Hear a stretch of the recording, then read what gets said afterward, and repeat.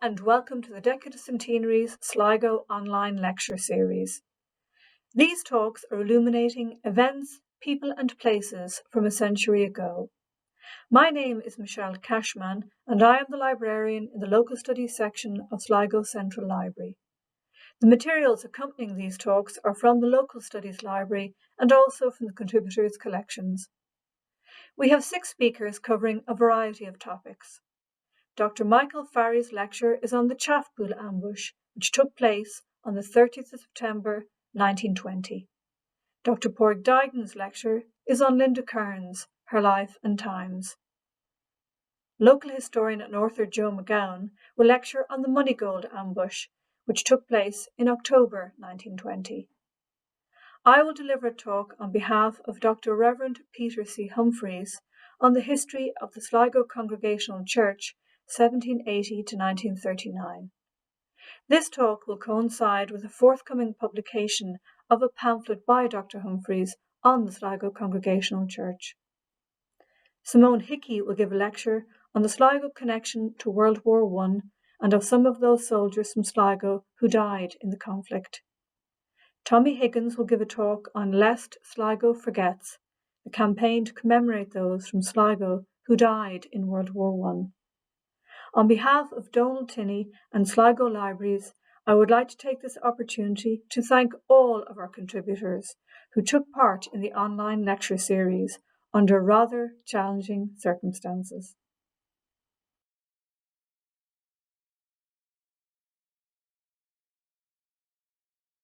This is the centenary of anniversaries related to the War of Independence. 100 years ago, there were numerous military engagements in Ireland against the British presence, Army, RIC and Black and Tans.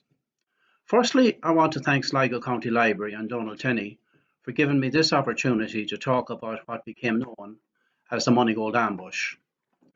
It happened here in North County Sligo on October 20th, 1920. On this day also, Terence McSweeney, Lord Mayor of Cork, died on hunger strike. How did the Moneygold Ambush come about? The spark flamed to life by Pádraig Pearse, James Connolly and their comrades in Easter 1916 had flared wildly in the Dublin skies, and although ferociously quenched, had kindled afresh a desire in Irish hearts that would burst forth again with the advent of the War of Independence. The first shot of that war was fired during a confrontation at Solohead Beg on January 21, 1919, when a group of men, led by Dan Breen of the 3rd Tipperary Brigade IRA, attempted to seize a cartload of explosives, escorted by a party of RIC. When called on to surrender, Constable James MacDonald and Constable Paddy O'Connell resisted and were shot dead in the exchange of gunfire that followed.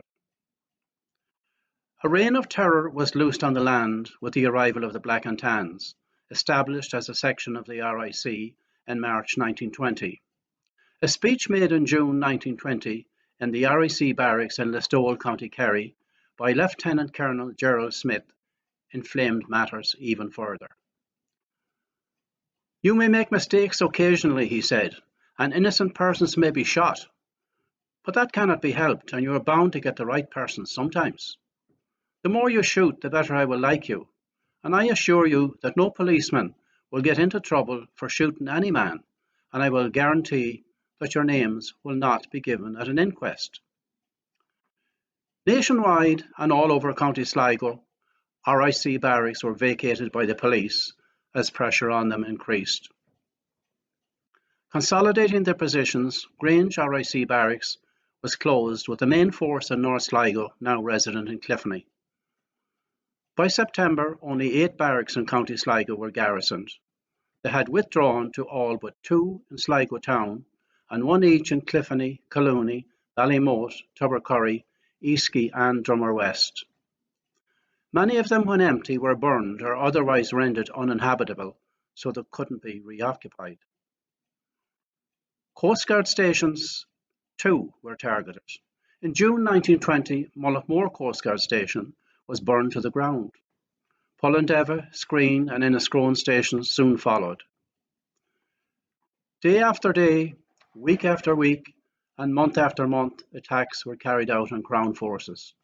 Roads were trenched nationwide, leaving just a narrow track by which a cart could pass, but not on a military lorry. Bridges were blown up, railway lines too, and telephone wires cut so as to make it impossible for the British to communicate easily.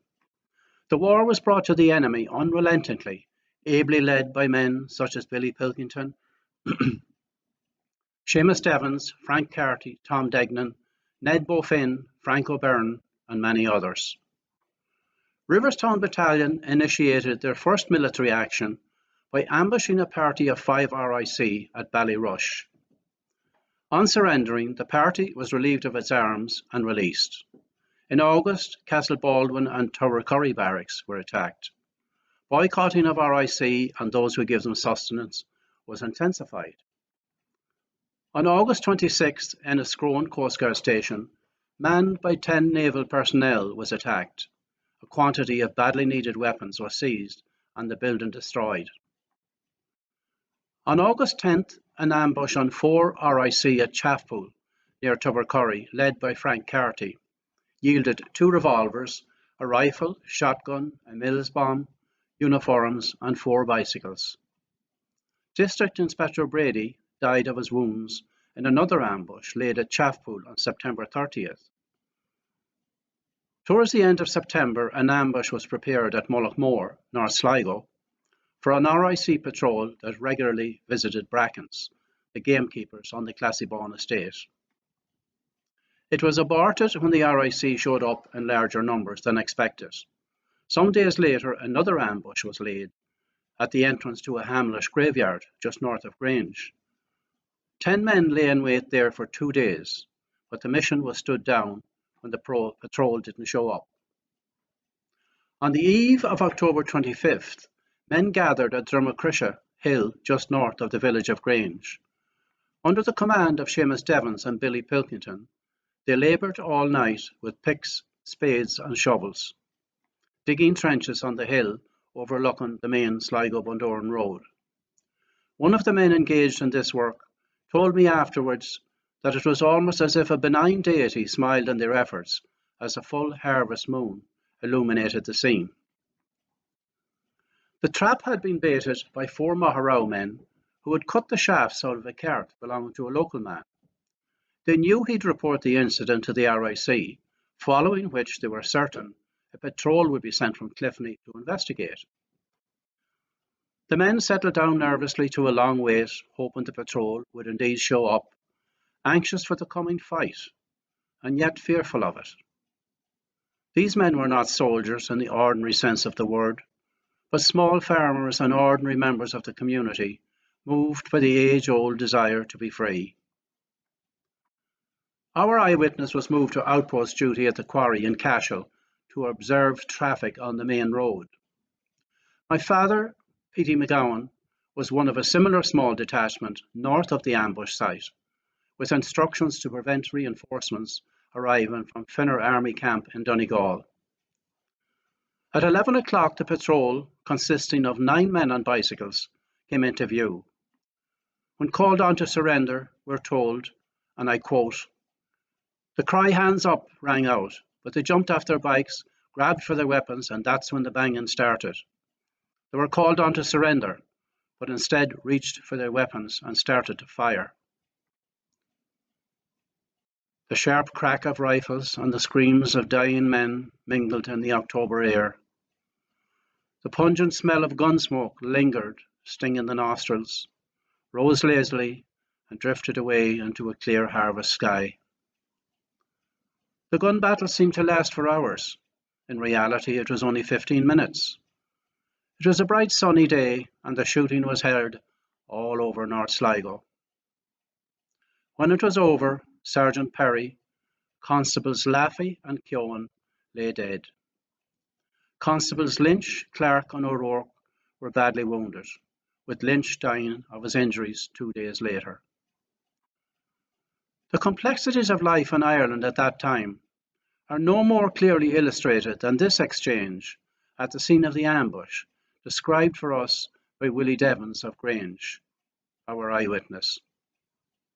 Frank Rooney from Ross's Point, he said, was one of the ambush party. When the shooting was over, he took off his mask, and Constable Spratt, having formerly served with him in the British Army, recognised him.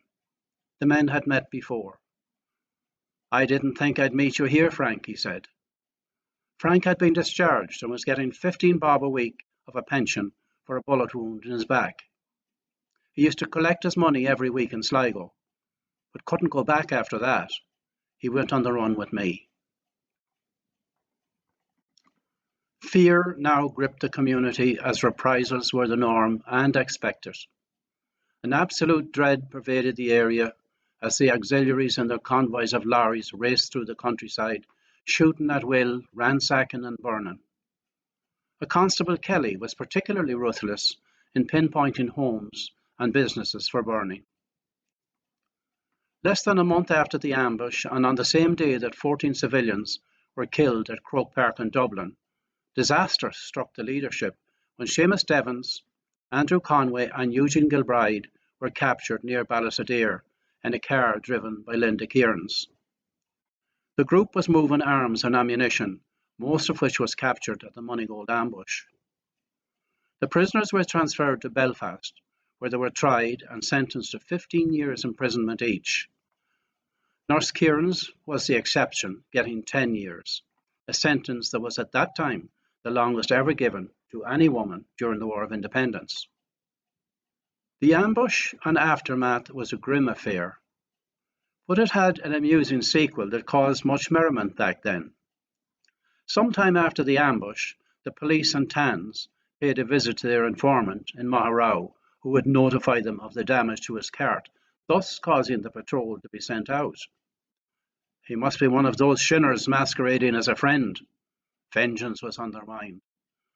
Despite his protestations of innocence and loyalty to the Crown, they kicked him all around the yard in frustration, suspecting that he helped to set up the trap by cutting the shafts out of the cart himself.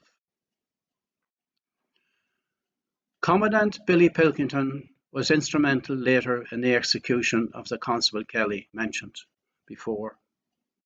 Having received news that a contingent of soldiers and RIC were on a train from Dublin, the local unit of the IRA, headed by Pilkington, on Tuesday, April 19, 1921, intercepted them at Ballysadare.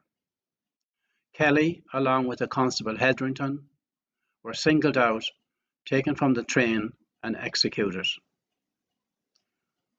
Pilkington in later life became a priest of the Redemptorist order. Kelly's daughter a nun. Many years after that, in a strange twist of fate, the war over, their paths in life converged yet again, and Father Pilkington and Sister Mary Kelly, having met in Dublin by chance, became fast friends. We can only imagine what interesting conversations they must have had.